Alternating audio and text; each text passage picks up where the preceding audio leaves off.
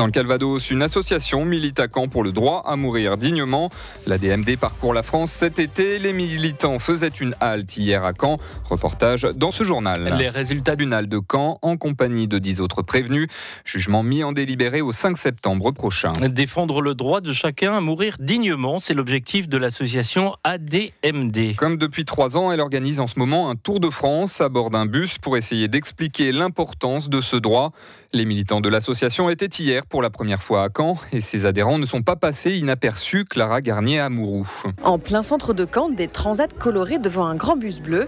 À l'intérieur, beaucoup de jeunes, ce qui étonne et ravit les retraités présents. C'est sympa, ça fait plaisir, oui. Parce qu'autrement, dans les réunions, il y a plus de personnes âgées. J'étais surpris parce qu'en fait, j'ai pas vu d'anciens ou de personnes âgées, j'ai vu que des jeunes. Ils sont 1000 jeunes de moins de 36 ans à la DMD. La DMD Tour, c'est leur initiative, car pour eux, comme pour leur responsable Christophe Michel, la fin de vie, ça concerne tout le monde. Parce que la fin de vie, c'est surtout de la vie. On est tous égaux sur cette question-là, on sait tous qu'on va mourir. Simplement, on prend conscience que malheureusement, on sera peut-être pas respecté au bout. Et donc c'est pour ça que beaucoup de jeunes s'engagent pour cette notion de liberté, de se dire à un moment donné, je souhaite pouvoir être respecté, être libre jusqu'au bout. Et donc c'est important de montrer que à la fois il y a une relève dans ce combat-là, et puis en même temps de montrer que ça concerne tout le monde. S'ils sont là aujourd'hui, c'est aussi pour parler des directives anticipées. Tout le monde peut faire la sienne, il suffit d'écrire ce que l'on souhaite pour la fin de sa vie, mais surtout, il faut savoir que c'est possible, selon Alban, 27 ans, et référent des jeunes dans le Calvados. C'est un droit qui existe, les directives anticipées, qui n'est pas nécessairement connu. Donc il y a aussi un vrai travail d'information sur tout ce qui existe actuellement. Les gens, déjà, ils vont être dans une situation compliquée, c'est pas à ce moment-là qu'ils vont